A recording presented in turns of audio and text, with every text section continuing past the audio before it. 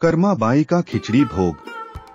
भगवान श्री कृष्ण की परम उपासक कर्माबाई जी जगन्नाथपुरी में रहती थी और भगवान को बचपन से ही पुत्र रूप में भजती थीं। ठाकुर जी के बाल रूप से वह रोज ऐसे बातें करती जैसे ठाकुर जी उनके पुत्र हों और उनके घर में ही वास करते हों। एक दिन कर्माबाई की इच्छा हुई कि ठाकुर जी को फल मेवे की जगह अपने हाथ से कुछ बनाकर खिलाऊं।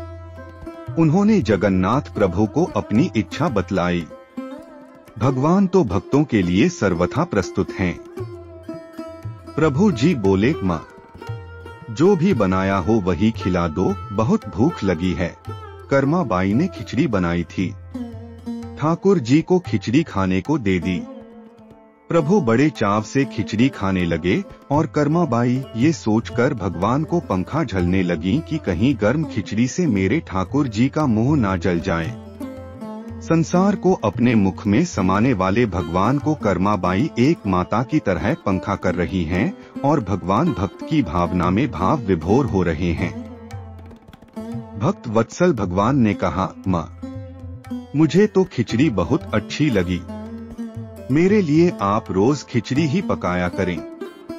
मैं तो यही आकर खाऊंगा।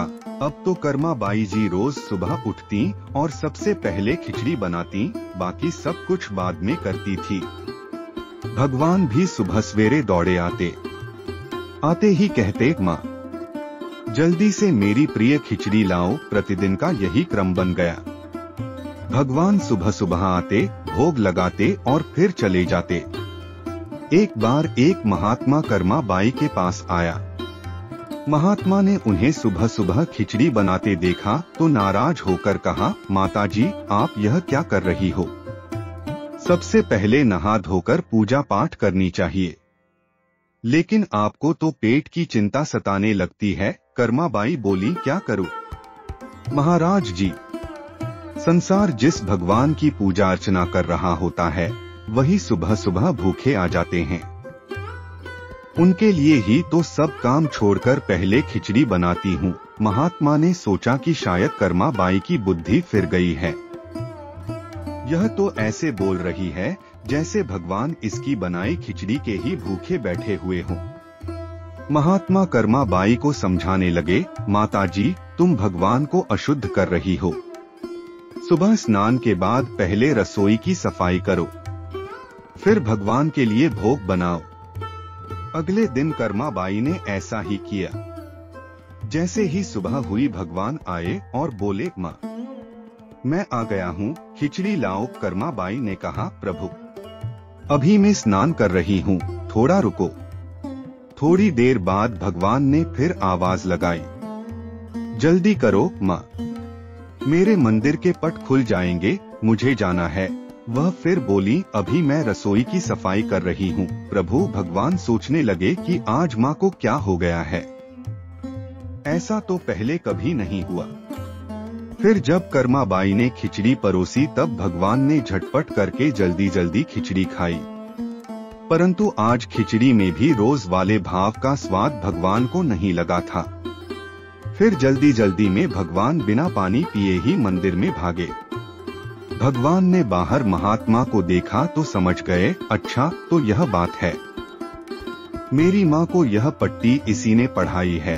अब यहाँ ठाकुर जी के मंदिर के पुजारी ने जैसे ही मंदिर के पट खोले तो देखा भगवान के मुख पर खिचड़ी लगी हुई है।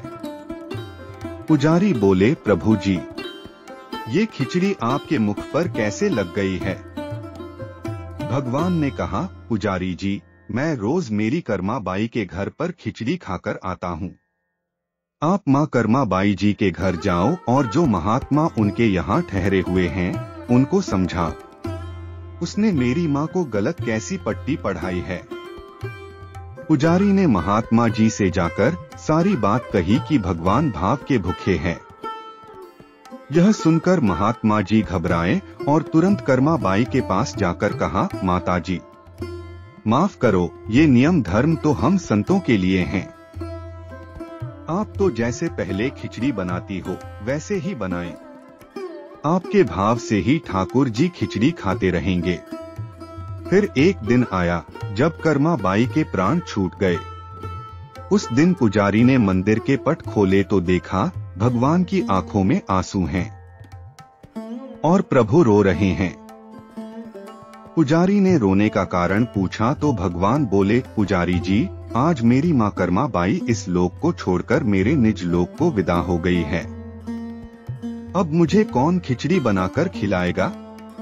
पुजारी ने कहा, प्रभु जी, आपको माँ की कमी महसूस नहीं होने देंगे। आज के बाद आपको सबसे पहले खिचड़ी का भोग ही लगेगा।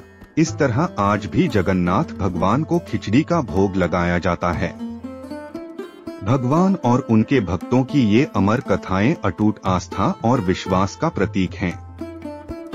तभी तो चिकित्सा विज्ञान के लोग भी कहते हैं, दवा से ज्यादा दुआ काम आएगी। प्रेम से बोलिए जय जगन्नाथ जी।